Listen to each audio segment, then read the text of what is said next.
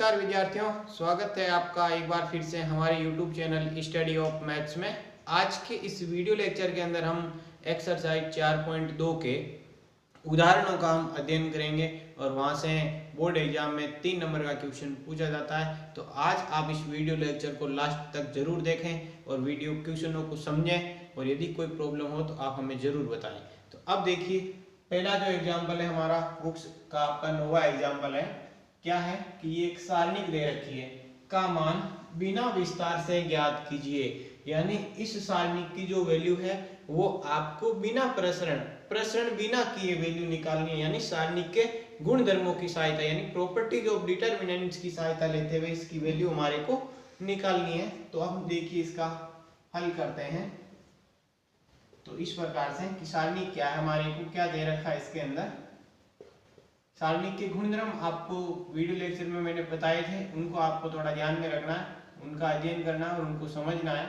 इस एक्सरसाइज में उन्हीं का यूज किया जाएगा, b प्लस सी, सी प्लस ए प्लस बी। ठीक है, तो अब देखिए कि यहाँ इसका प्रसरण तो हमारे को करना नहीं है। तो सारणी के गुणधर्मों में हमने देखा था कि भाई यदि किसी सारणिक के अंदर किन्हीं दो पंक्ति या किन्हीं दो अवयव यानी किन्हीं दो पंक्ति के अवयव तथा किन्हीं दो स्तंभों के सभी अवयव समान यानी दो स्तंभ या दो पंक्ति यदि सर्वसम होते हैं तो उस सारणी की वैल्यू शून्य होती है। या यदि किसी सारणी की पंक्ति या स्तंभ का प्रत्येक अवयव शून्य है तो उसका भी मान शून्य प्राप्त होता है। तो अब हम यहाँ पर दो स्तंभों को समान बनाने की कोशिश करेंगे। तो देखिए A B C A B C A B C. तो मैं क्या करता हूँ, इसके अंदर यहाँ संक्रियाएं ऑपरेशन लगेंगे, ध्यान से आपको इस वीडियो को समझना है। तो देखिए ये मेरा है C2, ठीक है, ये मेरा है C3, ये है C1 यानी पहला स्तंभ, दूसरा स्तंभ, तीसरा स्तंभ। तो मैं यहाँ संक्रिया लगा देता हूँ C3 यानी इस स्तंभ के ऊपर संक्रिया लगाता हूँ। क्या संक्रिया लगाता हूँ इस स्तंभ के ऊपर? संक्रिया का लिए हमारा सिंबल रहेगा C3 प्लस C2। अब यहाँ आपको दो बात नोट करनी है कि एक साथ हम केवल और केवल दो संक्रिया का यूज कर सकते हैं। कितनी संक्रिया लगा सकते हैं? दो संक्रिया। और एक आपको क्या विशेष ध्यान रखना है कि यहाँ 3 है तो यहाँ 3 आएगा। इसको हम ऐसे नहीं लिख सकते कि C2 प्लस C3, ये कभी भी नहीं हो सकता। यहाँ 3 है तो यहाँ 3, यहाँ 1 है तो यहाँ भी 1 होगा। यानी एक साथ में दो संक्रिया लगाई जा सकती है। तो C3 के ऊपर क्या ऑपरेशन है? ये संक्रिया है हमारी। C3 के ऊपर क्या ऑपरेशन लगाया मैंने?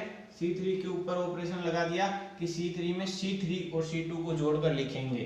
तो अब देखिए यहाँ हमारे को क्या करना रहेगा कि C3 के ऊपर ऑपरेशन है तो C1 और C2 दोनों नो चेंज रहेंगे। तो इसको एज इट इज लिख दो 1 1 1 A B C, ये C1 और ये C2 एज इट इज। अब यहाँ हम क्या करेंगे, इसमें ऑपरेशन लगाएंगे C3 प्लस C2 का, यानी इसको जोड़ के लिखेंगे। तो ये मेरे पास हो जाएगा A plus B plus C, यानी इस अवयवों को इसके साथ जोड़ लिया, इनको भी इसके साथ जोड़ेंगे तो ये भी क्या आ जाएगा A plus B plus C और ये भी A plus B plus C, यानी संगत अवयव आपस में जोड़ लिए। तो अब देखिए C3 का प्रत्येक एलिमेंट क्या बन गया? A plus B plus C, A plus B plus C, A plus B plus C।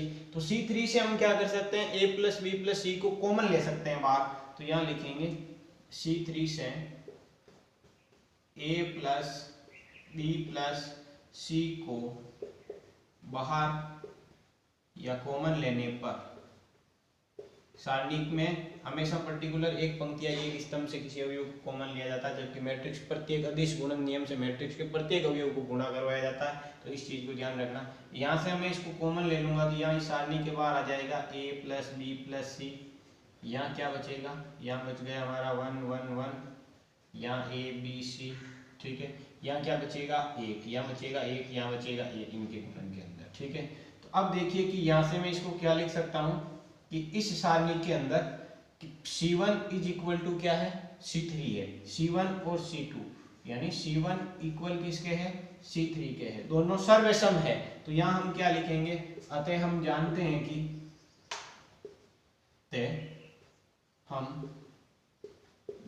हैं कि यदि किसी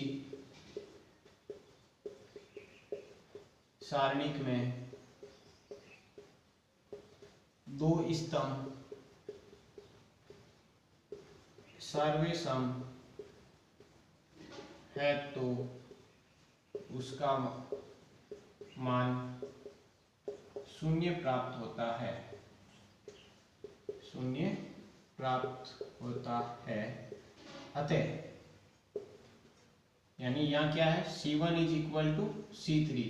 तो जो सारणी का मान है हमारे पास a प्लस बी प्लस सी बार लिया हुआ था और इसका मान क्या प्राप्त होगा, शून्य प्राप्त हो जाएगा। तो इसका गुणन करवाएंगे तो ये कंप्लीट हमारे पास वैल्यू क्या आ जाएगी, शून्य आ जाएगी। अतः इस सारणी का मान कितना प्राप्त हुआ, शून्य प्राप्त हुआ। तब आप इसका एक स्क्रीनशॉट ले सकते हैं। और 10 इस प्रकार से है कि सारणी जो ये दे रखी है इसका मान बिना विस्तार से कैलकुलेट करना है।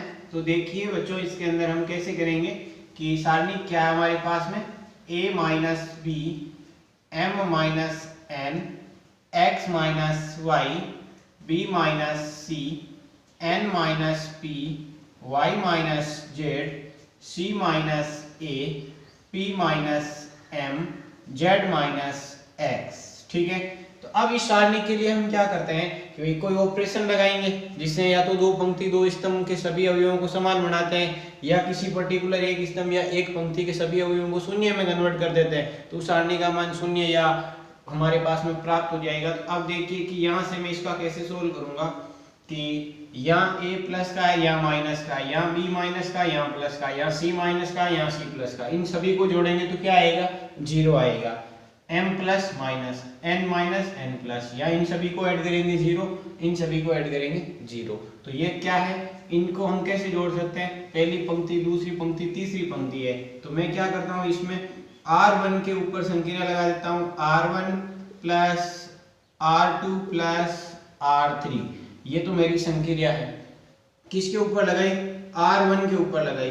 तो नो चेंज कौन रहेंगे इसमें, नो चेंज रहेंगे हमारे पास r2 और r3, उनको एज इट इज लिख दो, c minus a p minus m z minus x। जिसके साथ संक्रिया नहीं है बाकी दोनों पंक्तियां दोनों स्तंभ जो भी होते हैं उनको एज इट इज लिख दिया जाता है, b minus c n minus p y minus z। ठीक है, अब यहाँ क्या r1 के ऊपर संक्रिया है कि तीनों को जोड़ना है, r1 r2 r3 इन तीनों को जोड़ूंगा तो मेरे पास क्या आएगा, 0 आएगा, क्योंकि minus a plus a minus b plus b minus c plus c सब घटेंगे।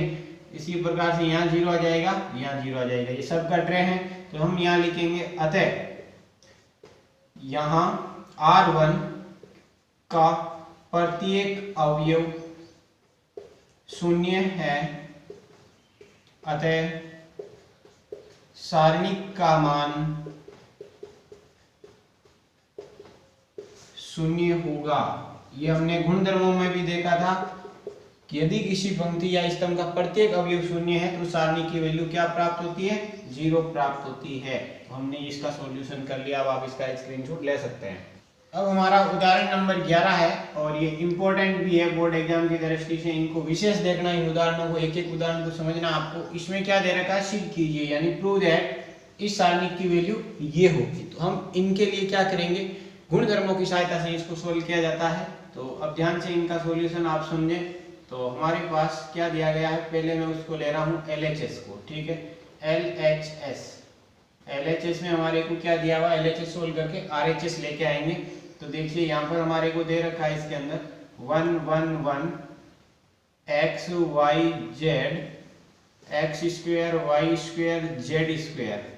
ठीक है, अब देखना क्या है, इन क्वेश्चनों में आपको हमेशा ध्यान रखना है कि यदि एक पंक्ति या एक स्तंभ के सभी अवयव 1 1 1 हैं तो आप डायरेक्ट उसके अंदर 2 0 बना देंगे और 0 बना करके उस सारणी का प्रसरण करेंगे तो हमारे पास उसकी वैल्यू सिद्ध करने में जो चाहिए वो प्राप्त हो जाएगी। अब 0 बनाने में भी थोड़ी आपको ध्यान रखना है कि यहाँ x माइनस वाई चाहिए और यहाँ y माइनस जेड चाहिए।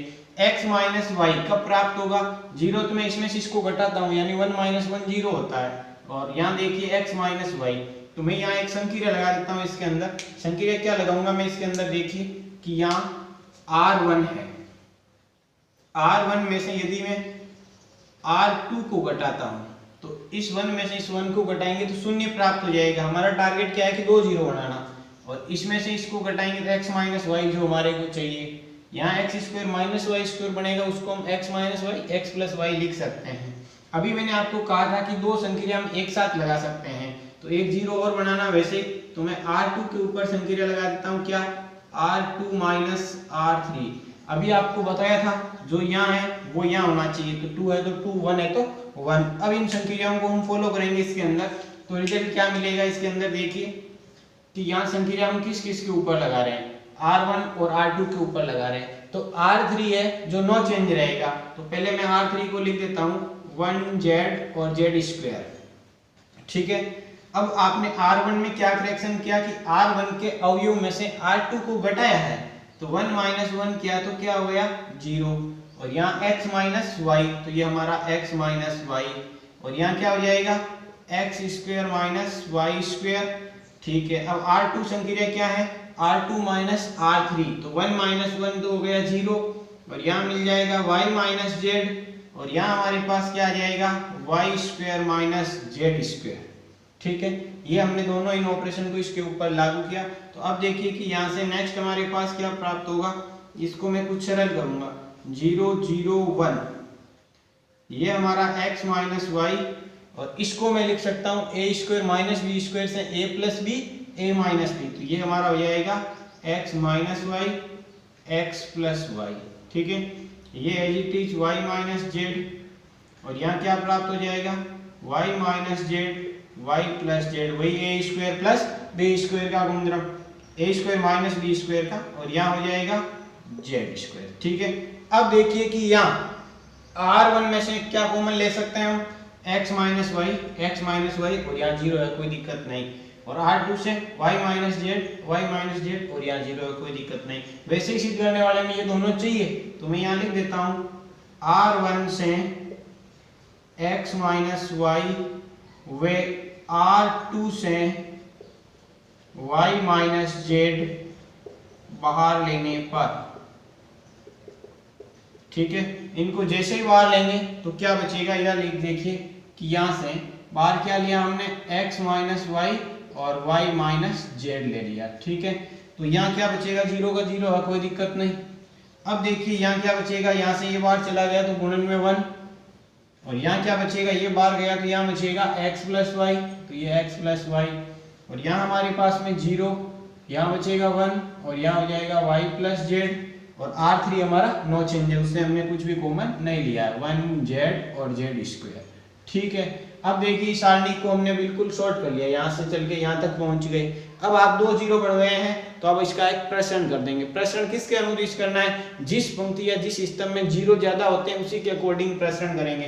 तो C1 के अंदर 0 की संख्या ज्यादा है, तो यहाँ लिखेंगे C1 के अनुदिश प्रसरण करने पर, C1 के अनुदिश प्रसरण करने पर, तो क्या प्राप्त होगा हमारे को प्रसरण करने पर। क्यों, क्योंकि यहाँ 0 है तो इसकी वैल्यू इसके गुणन में चाहे कुछ भी आएगी तो उसका मान 0, इसका भी 0, और केवल इसका कैलकुलेशन करना है। प्रसरण करते हैं तो यहाँ चिन्ह किसका आता है प्लस माइनस प्लस, तो मैं डायरेक्ट इसको लिखता हूँ x - y हमारा और y - z as it is है। ठीक है, प्रसरण करेंगे तो यहाँ देखिए सारणी का चिन्ह हटा दिया, प्रसरण कर रहे हैं, यहाँ इन दोनों की वैल्यू 0 मिलेगी, मैं यहाँ सीधा लिख रहा हूँ, और यहाँ प्राप्त हो जाएगा 1 तीसरा एलिमेंट। ठीक है, तो 1 और इसको हटाएंगे तो सारणी क्या बचेगी 1 1 x + y y + z। ठीक है, तो अब देखिए यहाँ से इसका सॉल्यूशन क्या आ जाएगा x - y y - z, और यहाँ इस 2/2 की सारणी को सोल्व करेंगे तो इसका गुणन इसके साथ, तो y + z - x + y। ठीक है, तो ये सॉल्यूशन क्या आ जाएगा x - y y - z, और यहाँ से y + z - x - y अंदर गुणा करवा दिया। ठीक है, इससे ये कैंसिल आउट हो गया, तो क्या बच गया x - y y - z और z - x, जो हमारे को प्रूफ करना था। अर्थात हम इसको क्या कह सकते हैं RHS। कुछ भी नहीं करना है, केवल और केवल सारणी के गुणधर्मों को ध्यान में रखना है। 2 0 बनाए और इसका हमने प्रसरण कर दिया, और इनको जो हमने ऑपरेशन लगाए हैं उनका थोड़ा आपको ध्यान से समझने की कोशिश करनी है, रटने नहीं है इनको, तो आप इसका एक स्क्रीनशॉट ले सकते हैं। अब उदाहरण नंबर 12 इस प्रकार से है कि बिना विस्तार से यानी बिना प्रसरण किए हमारे को इस सारणी की वैल्यू इस सारणी के रूप में सिद्ध करनी है, सारणी का सारणिक परफॉर्म हमारे को सिद्ध करना है। तो देखिए हम इसका सॉल्यूशन देखते हैं हल, और मैं इसके LHS को सोल्व करूंगा और RHS लेके आएंगे। तो LHS में क्या क्या दे रखा है b + c और Q प्लस R, यहाँ मिल रहा है Y प्लस Z, और यहाँ मिल रहा है C plus A, R plus P, Z plus X, यहाँ मिल रहा है हमारे को A plus B, P plus Q, X plus Y। इसको सोल्व करते हुए ये लेके आना है। तो यहाँ देखिए सारणी के गुणधर्मों का हम प्रयोग करेंगे, योगफल वाला गुणधर्म यहाँ हम यूज नहीं कर सकते हैं। तो इसके लिए मैं क्या लिख सकता हूँ यहाँ कि C1 के ऊपर मैं संक्रिया लगा देता हूँ C1 plus C2 minus C3। यानी ऐसा क्यों किया है, क्योंकि यहाँ योगफल का रूप दे रखा है और सिद्ध करने वाले में केवल एक एक एलिमेंट्स हमारे को चाहिए। तो हम धीरे धीरे इनको कैंसिल करेंगे। तो देखिए योगफल की संक्रिया हमने लगाई है और व्यवकलन भी साथ में है। तो देखिए कहाँ हमारे को संक्रिया लगानी थी, C1 के ऊपर संक्रिया लगानी है। तो इसमें नो चेंज कौन कौन रहेंगे, C2 और C3 नो चेंज रहेंगे। ये हमारी संक्रिया है इसके अंदर। तो देखिए C2 और C3 को पहले मैं एज इट इज लिख देता हूँ। तो ये हमारा C plus A, R plus P, Z plus X, ये C2 as it is, C3 भी एज इट इज आ जाएगा, A plus B, P plus Q, X plus Y। अब यहाँ क्या करेक्शन होगा, यहाँ C1 plus C2 minus C3 करेंगे। देखिए इधर मैं बताता हूँ आपको प्रत्येक एलिमेंट के लिए इन दोनों को जोड़ना। जैसे B प्लस C है, ये इसके साथ इसको ऐड करो, प्लस में C प्लस A है, इसको घटाओ तो माइनस A माइनस B। तो इससे ये कैंसिल, इससे ये कैंसिल, क्या बचा 2C बच गया। तो मैंने यहाँ पर लिखा 2C। कैसे, इस ऑपरेशन के माध्यम से इन दोनों का योग और इसमें से इसको घटाया। इसी प्रकार से देखिए हम इसमें इसका और इसका योग करेंगे और इसको हटाएंगे तो हमारे पास क्या बचेगा 2R बचेगा, और इसका इसका योग करेंगे, इसको घटाएंगे तो हमारे पास में क्या बचेगा 2Z बचेगा। ठीक है, तो ये इस प्रकार से सॉल्यूशन प्राप्त हुआ। अब देखिए यहाँ C1 से मैं क्या कर सकता हूँ, C1 से 2 बाहर लेने पर, C1 से मैं 2 बाहर लेगा तो मेरे पास में क्या आ जाएगा, 2 मैंने बाहर ले लिया तो यहाँ बचा CRZ, C plus A, R plus P, Z plus X, A plus B, P plus Q, X plus Y। ठीक है, एक तो CRZ हमारे पास में आ गया है जो हमारे को CRZ चाहिए। ठीक है, अब इधर उधर हम पक्षांतरण कर सकते हैं। अब देखिए और भी टर्म्स चाहिए। तो अब देखिए ये CRZ यहाँ आया हुआ, इसमें से मैं इसको घटाऊंगा या इसमें से इसको घटाते हैं तो हमारे पास क्या प्राप्त हो जाएगा, ये CRZ कैंसिल हो जाएगा तो हमारा सॉल्यूशन प्राप्त हो जाएगा। तो देखिए यहाँ एक गुणधर्म और लगाएंगे, किसके ऊपर, C2 के ऊपर लगाएंगे। C2 के ऊपर मेरा गुणधर्म क्या रहेगा, C2 माइनस C1। इसमें से मैं इनको घटाऊंगा तो प्लस के C से माइनस का C कट जाएगा, R से कट जाएगा, Z कट जाएगा, तो APX बचेगा जो हमारे को चाहिए। इसी प्रकार से देखिए कि यहाँ हमारे पास में क्या सॉल्यूशन प्राप्त होता है, इसका जो रिजल्ट है गुणधर्म का, इसको हम यूज करेंगे तो इसका मान हमारे पास में क्या प्राप्त होता है, 2 का 2 एज इट इज, ये 2 का 2, ये हमारे पास में CRZ। ठीक है, एज इट इज लिखा। अब हमने कहाँ पर करेक्शन किया है उसको बाद में लिखेंगे, पहले नो चेंज वालों को लिखते हैं, A plus B, P plus Q, X plus Y। ठीक है, अब देखिए C2 के ऊपर हमने चेंज किया, क्या C2 माइनस C1 करना है, इसमें से इसको घटाना है, यानी C प्लस A अवयव है, इसमें से इस C को घटाएंगे तो माइनस का C, ये कैंसिल होने के बाद क्या बचेगा, A बचेगा। इसी प्रकार से यहाँ आगे वाले में क्या बचेगा, इसमें से इसको घटाओ P बचेगा, इसमें से इसको घटाओ क्या बचेगा, X बचेगा। तो ये भी हमारे को चाहिए। अब बात रही इसके लिए, तो इनको भी हटाना है, तो APX हमारे पास में है, APX हमारे पास में है, तो इसके लिए हमारे पास गुणधर्म क्या बन जाएगा कि C3, इस APX को हटाना है तो C3 के ऊपर ऑपरेशन रहेगा C3 माइनस C2। जैसे घटाएंगे तो हमारे पास BQY बचेगा। तो ये कि यहाँ से हमारे पास इसका सॉल्यूशन क्या आ जाता है कि यहाँ से इसको मैं 2 का 2, CRZ का CRZ, APX का APX। अब देखिए C3 के ऊपर ऑपरेशन है, C3 के अवयव में से C2 के अवयव को घटाओ तो इसमें से इसको घटाएंगे तो A से A कैंसिल होने के बाद B, P से P कैंसिल होने के बाद Q और X से X कैंसिल होने के बाद Y। ठीक है, अब देखना है कि भाई सीरियल में कौन क्या इधर उधर है, तो APX वाली लाइन आगे है फर्स्ट नंबर पर सिद्ध करने वाले में। ठीक है, तो इसका पक्षांतरण इधर करेंगे तो क्या करूंगा मैं, C1 को रिप्लेस कर दूंगा किससे, C2 से, देखिए हमने सारणी के अंदर गुणधर्म देखा था कि यदि किसी सारणी के अंदर दो पंक्ति या दो स्तंभ को हम परस्पर बदल देते हैं तो सारणी का संख्यात्मक मान वही रहता है, जबकि उसका चिन्ह परिवर्तित हो जाता है। तो इसके आगे चिन्ह किसका आ जाएगा? माइनस का। तो ये माइनस का 2 रखा मैंने। माइनस कैसे आया? गुणधर्म से आया। आपको यहाँ पर गुणधर्म मैंने बोला क्या था अभी, यदि किसी सारणी के अंदर हम किसी भी दो स्तंभ या दो पंक्ति को परस्पर बदलते हैं तो उसका चिन्ह परिवर्तित हो जाता है, संख्यात्मक मान वही रहता है। ठीक है, तो ये मैंने माइनस का यूज कर लिया। अब देखिए क्या परिवर्तन किया, C1 की जगह तो C2 को लिखना है और C2 की जगह C1 को लिखना है। तो ये हमारा APX आ गया और इधर CRZ आ गया। ये BQY है। ठीक है, कोई दिक्कत नहीं। अब देखिए BQY बीच में होना चाहिए, तो वापस करेक्शन करो, इसको इधर इसको इधर। तो मैं यहाँ कौन सा गुणधर्म लगाऊंगा? C2 को रिप्लेस C3 से, तो वापस चिन्ह परिवर्तित होगा। ये माइनस माइनस क्या हो जाएगा? प्लस का 2।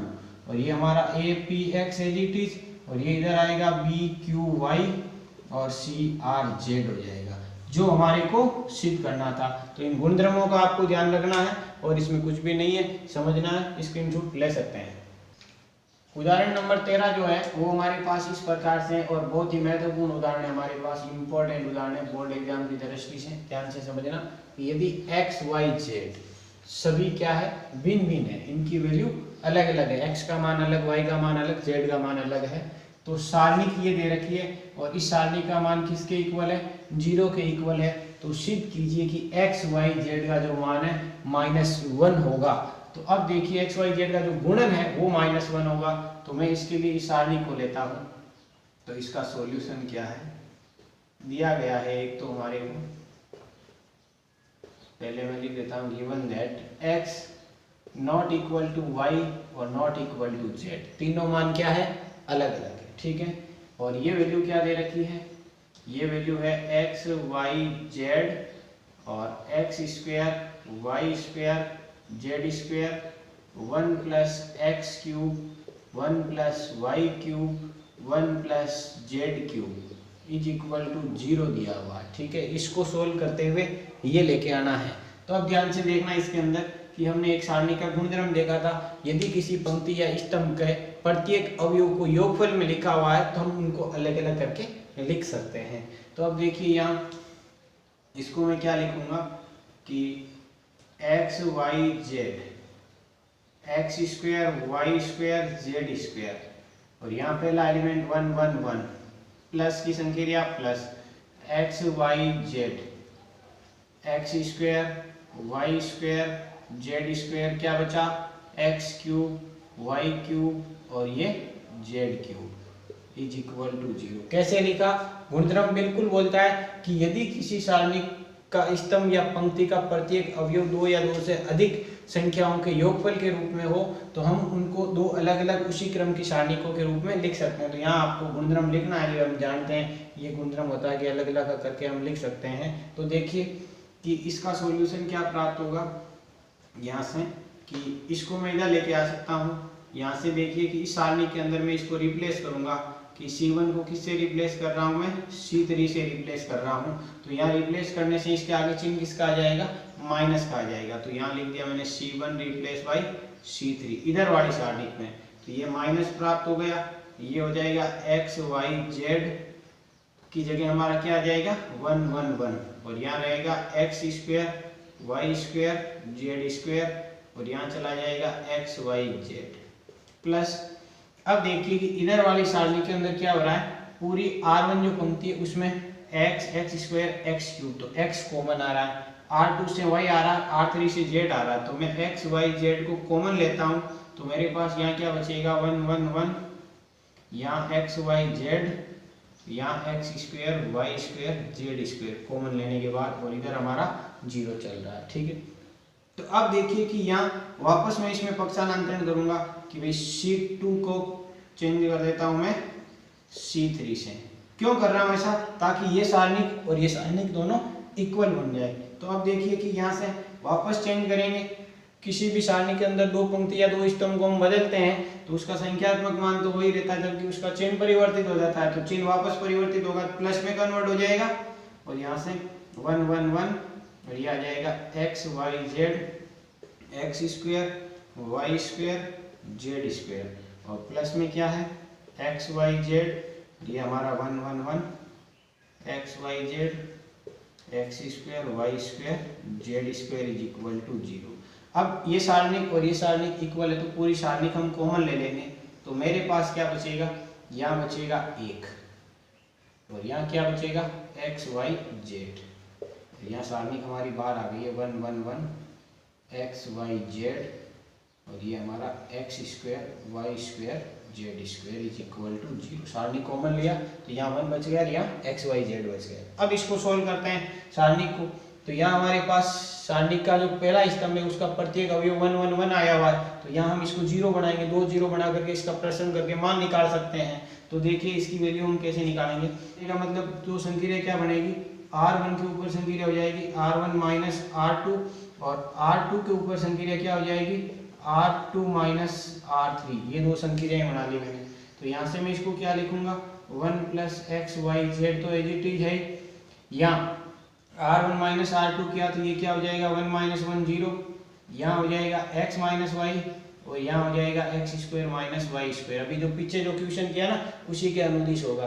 तो अब देखिए यहाँ क्या हो जाएगा 0, और यहाँ हमारे पास क्या प्राप्त हो जाएगा y माइनस जेड, और यहाँ प्राप्त हो जाएगा y square minus z square, और ये हमारा एज इट इज, इसमें कोई चेंज नहीं है। तो अब देखिए कि यहाँ से हम x माइनस वाई कॉमन ले सकते हैं, यहाँ से y माइनस जेड कॉमन ले सकते हैं। तो यहाँ लिखेंगे R1 से x माइनस वाई व R2 से y माइनस जेड बाहर लेने पर, जिसे बाहर लेंगे तो हमारे पास क्या प्राप्त हो जाएगा 1 प्लस एक्स वाई जेड, तो हमारे पास में पहले है, यहाँ से x माइनस वाई बाहर आ गया तो ये x माइनस वाई, और यहाँ से क्या प्राप्त हो गया बाहर y माइनस जेड प्राप्त हो गया। ठीक है, अब देखिए सारणी क्या बचेगी 0 0 1 एज इट इज, तो ये हमारा 0 0 1। ठीक है, अब यहाँ क्या बचेगा x माइनस वाई बाहर गया तो 1, यहाँ भी 1 और यहाँ z, तो ये 1 1 z। यहाँ क्या बच जाएगा a square minus b square लगा करके हमने बाहर लिया, तो यहाँ बचेगा x प्लस वाई, और यहाँ y प्लस जेड, और यहाँ हमारा जेड स्क्वायर। अब इसका प्रसरण करेंगे इसकी वैल्यू, तो प्रसरण C1 के अनुदिश जिस स्तंभ या जिस पंक्ति में शून्य ज्यादा होते हैं उसकी के अनुदिश प्रसरण करेंगे। तो यहाँ क्या हो जाएगा ये as it is 1 plus x y z, और ये हमारा x minus y y minus z, और इसका प्रसरण किया तो देखिए यहाँ 1, और यहाँ हमारे पास में सारणी क्या बचेगी, इसको काटा 1 1 x plus y y plus z. ठीक है, तो यहाँ से हमारे पास इसका सॉल्यूशन क्या बचेगा कि 1 plus x y z x minus y y minus z, और यहाँ से इसकी वैल्यू निकालेंगे 2/2 की सारणिक है, तो y plus z minus x minus y, यानी अग्रक विकर्ण माइनस पश्च विकर्ण, तो इस y से ये y कैंसिल, तो क्या कैंसिल प्राप्त हो गया 1 plus x y z x minus y y minus z और z माइनस एक्स। इसके इक्वल में हमारे क्या चल रहा है 0 चल रहा है सब जगह। ठीक है, तो अब देखिए कि यहाँ से हमारा सॉल्यूशन क्या बचेगा कि हमारे को पूछ रहा है कि x y z is equal to -1 सिद्ध करना है, तो इन सभी का जो गुणनफल है वो कितना आ रहा है 0 आ रहा है। ठीक है, तो अब देखिए इनका गुणनफल 0 कब होगा, या तो इसकी वैल्यू 0 है, या इसकी वैल्यू 0 है, या इसकी वैल्यू 0 है, या इसकी वैल्यू 0 है। किसी एक की वैल्यू 0 है तो किसी के 0 से गुणा होने के बाद सारा गुणनफल 0 हो जाता है। तो अब देखिए कि यहाँ x माइनस वाई तो नॉट इक्वल टू क्या होगा 0, क्योंकि यहाँ हमारे को दे रखा है एक्स वाई जेड का मान भिन्न भिन्न है, अलग अलग है। जैसे x का मान 2 मान लिया, y का 1 है तो भी 0 नहीं हो रहा। चाहे कुछ भी रखेंगे, यदि अलग अलग वैल्यू है तो इसकी वैल्यू 0 नहीं आ सकती। इसी प्रकार से y minus z not equal to 0 और z minus x not equal to 0, क्योंकि तीनों की वैल्यू अलग अलग है तो घटाने पर 0 प्राप्त नहीं होगा। यदि ये तीनों 0 नहीं है तो 0 इसको होना पड़ेगा, क्योंकि इसका गुणनफल किसके इक्वल है 0 के इक्वल है। तो यहाँ देखिए हम लिखेंगे अतः 1 प्लस एक्स वाई जेड का जो मान है वो 0 होगा और यहाँ से आ जाएगा x y z is equal to -1। इसको उधर भेज दिया और इन तीनों का मान 0 हो नहीं सकता, तो आप इसका एक स्क्रीनशॉट ले सकते हैं। अब जो उदाहरण नंबर 14 है वो इस प्रकार से है कि इस सारणी की वैल्यू बतानी है, सिद्ध नहीं करना है इसके अंदर, डायरेक्ट इसकी सारणी की जो वैल्यू है वो कितनी आएगी। अब प्रसरण बिना प्रसरण कुछ भी नहीं बोल रहा, तो हम चाहे उस प्रकार से निकाल सकते हैं। तो देखिए मैं इसमें सारणी को लेता हूँ 1/a a square b c, 1/b b square c a, 1/c c square a b. आप सभी क्वेश्चनों में जहाँ तक संभव हो सके उनको गुणधर्मों से सरल करें, तो उसमें कैलकुलेशन को आपको टाइम नहीं लगेगा। तो अब देखिए यहाँ मैं गुणधर्म लगाना चाहूँगा, तो पहले इसके अंदर क्या करता हूँ मैं, प्रसरण करेंगे तो भी दिक्कत आएगी क्योंकि 1/a 1/b कैलकुलेशन में टाइम लगेगा। तो इसको मैं खत्म कर लेता हूँ 1/a 1/b 1/c। तो इसमें से देखिए कि 1/a 1/b 1/c को मैं कब खत्म कर सकता हूँ, जब इसके गुणा में क्या है a आए, तो 1/a इंटू a कट के वापस 1 प्राप्त हो जाएगा। यहाँ b आए यहाँ c आए, तो मैं क्या करता हूँ यहाँ पर कि r1 को a r2 को b तथा r3 को c से गुणा करने पर, अब देखिए जिस चीज का अंदर हम गुणा करवाएंगे, जिस वैल्यू का अंदर गुणा करवाते हैं तो उसका बार भाग भी लगाना पड़ता है। तो हमने ABC तीनों का गुणा करवाया तो बार भाग लगाएंगे तो भी 1/ABC करना पड़ेगा, ठीक है। तो यहाँ गुणा करवाया तो यहाँ क्या हो गया 1, यहाँ हो गया a क्यूब और यहाँ हो जाएगा ABC। पूरी लाइन R1 को हमने a से गुणा करवाया, R2 को b से करवाएंगे तो यहाँ 1 b क्यूब और यहाँ हो जाएगा ABC।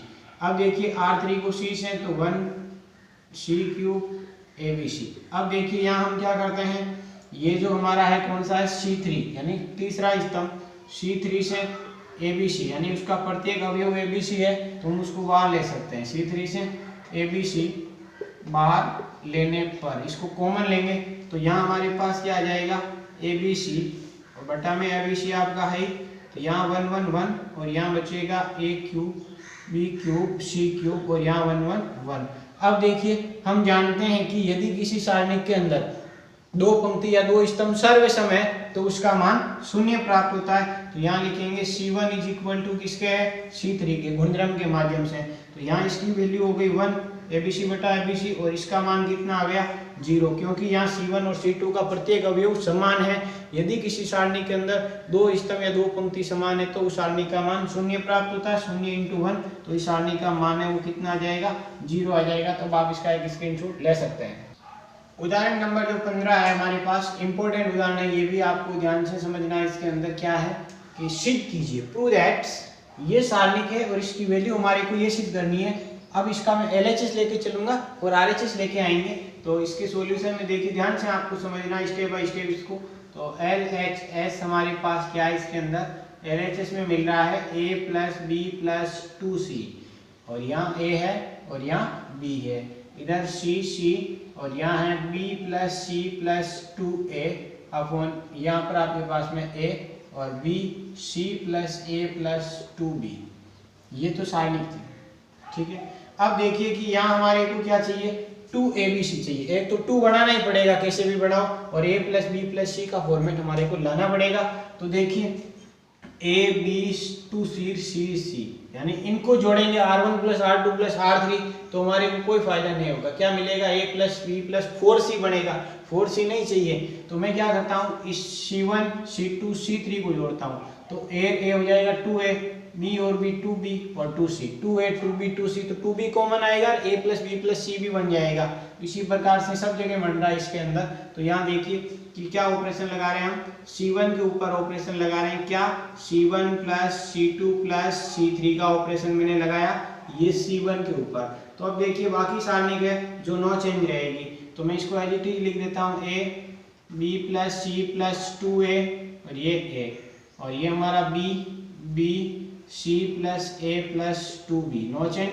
अब C1 के ऊपर इनको योग करके लिखना है, तो यहाँ हो जाएगा 2a plus 2b plus 2c, इन सभी अवयवों को जोड़ा। अब C2 में इधर भी नीचे वाले में जोड़ेंगे तो हमारे पास क्या आ जाएगा 2a plus 2b plus 2c और यहाँ भी आ जाएगा 2a plus 2b plus 2c। तो मैं अब इसको क्या लिख सकता हूँ कि यहाँ देखिए इसके अंदर इनमें से 2 कॉमन आ रहा है, तो 2 इंटू में a plus b plus c, और यहाँ भी हो जाएगा 2 इंटू में a plus b plus c, और यहाँ भी हो जाएगा 2 इंटू में a plus b plus c, और यहाँ हो जाएगा a b plus c plus 2a, यहाँ मिलेगा b b और c plus a plus 2b।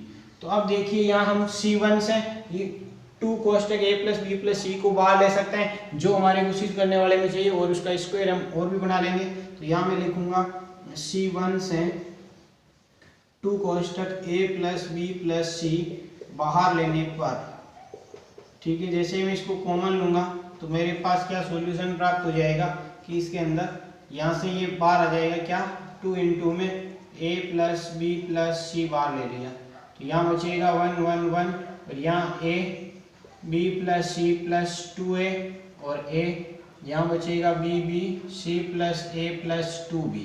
ठीक है, ये सॉल्यूशन। अब देखिए मैंने अभी आपको उस पहले वाले क्वेश्चन में भी कहा था कि यदि किसी सारणी के एक स्तंभ या एक पंक्ति के अंदर सारे अवयव 1 1 1 बन जाए तो 2 0 बना लो डायरेक्ट। अब 2 0 बनाएंगे तो इसमें से इसको और इसमें से इसको घटाना पड़ेगा।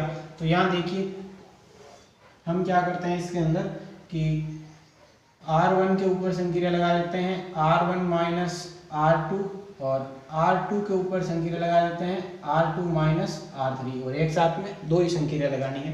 तो इस सारणी को भी इधर लिखूंगा 2 इंटू में a प्लस बी प्लस सी, तो हमारा बार है, यहाँ क्या हो जाएगा 0, और R1 और R2 के ऊपर संक्रिया है तो R3 नो चेंज, तो पहले मैं एज इट इज लिख देता हूँ a c plus a plus 2b।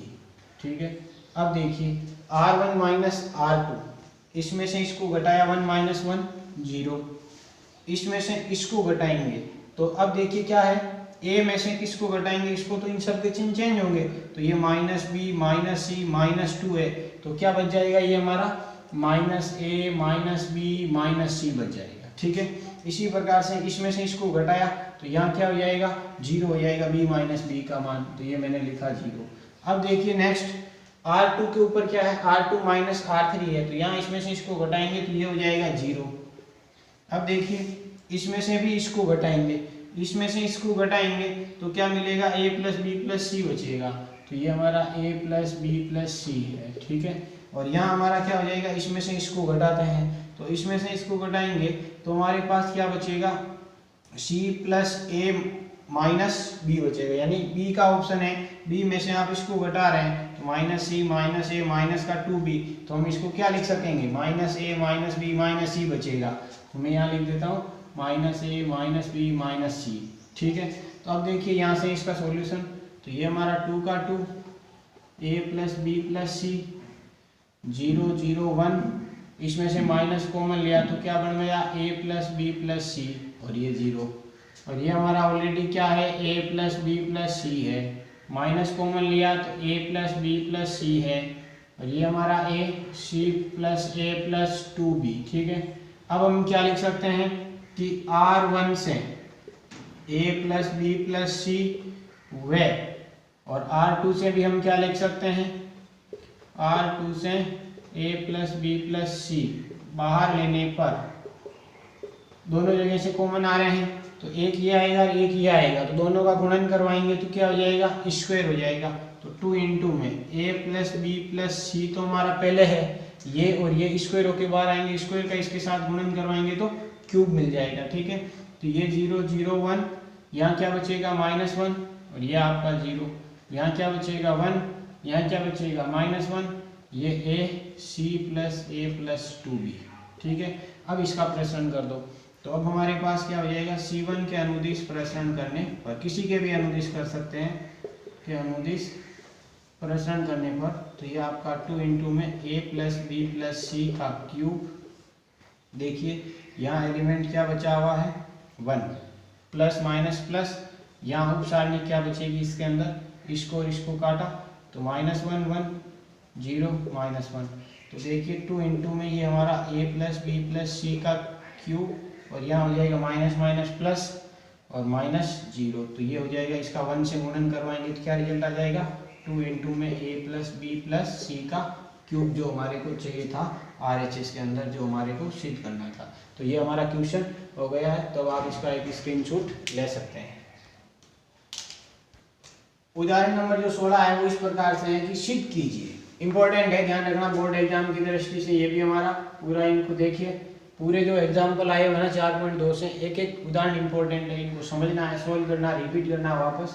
तो इसमें क्या सिद्ध करना है कि इस सारणी की वैल्यू इसके इक्वल होगी, ये लेके आनी है। तो हम इसके LHS को सरल करेंगे और RHS लेके आएंगे। तो LHS पार्ट क्या है इसका, 1 + A 1 1 1 1 + B 1 1 1 1 + C। ठीक है, अब देखना क्या है इसके अंदर, सिद्ध करने वाले में चाहिए 1 ABC 1 + 1/A 1/B 1/C, बटे में चाहिए। तो बटे के फॉर्मेट में इसको कन्वर्ट करना है। तो हम इसमें क्या करेंगे, इसके अंदर देखिए ध्यान से कि यहाँ 1/A का फॉर्मेट बनाना है। तो R1 से क्या कॉमन ले सकते हैं, A कॉमन लेंगे। तो यहाँ तो हो जाएगा 1 और यहाँ बटे में आ जाएगा 1/A, बटे में 1/A 1/A। तो यहाँ हो जाएगा 1/B, यहाँ हो जाएगा 1/C। तो देखिए R1 से A, R2 से B तथा R3 से C बाहर लेने पर कॉमन लेंगे। ठीक है, तो C सॉल्यूशन क्या प्राप्त होगा इसके अंदर, तो बाहर क्या आ जाएगा ABC जो हमारे को चाहिए। ठीक है, अब देखिए जैसे ही बाहर लिया तो इस 1 + A है, इसमें से मैं A बाहर लूंगा तो क्या होगा, यहाँ पर इसके बटे में A हो जाएगा, यहाँ 1 बन जाएगा। तो ये क्या मिलेगा हमारे को 1/A + 1, यहाँ भी हो जाएगा 1/A और 1/A।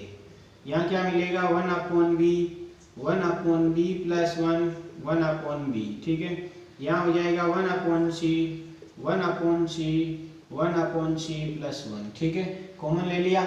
अब देखिए कि यहाँ हमारे को क्या चाहिए, 1/A + 1/B + 1/C चाहिए। तो इधर वाले में सारे में A है, इसमें B है, इसमें C है। तो कॉलम को जोड़ने से कोई फायदा इसमें नहीं हो रहा है, तो पंक्तियों को जोड़ता हूँ मैं। तो यहाँ R1 के ऊपर संकीर्ण लगा देता हूँ, R1 + R2 + R3। जैसे ये जोड़ेंगे तो ये फॉर्मेट पूरा बन जाएगा। तो देखिए इसके अंदर ABC हमारा एज इट इज, कहाँ करेक्शन करना है, केवल R1 के ऊपर करेक्शन करना है। ठीक है, बाकी नो चेंज रहेंगे। तो 1/C 1/C 1/C + 1 और ये हमारा 1/B 1/B + 1 1/B। अब R1 के ऊपर इन सब का योग किया तो यहाँ क्या आ जाएगा 1 + 1/A + 1/B + 1/C। इसी प्रकार से इसको मैं वापस लिखता हूँ थोड़ा बढ़ा करके।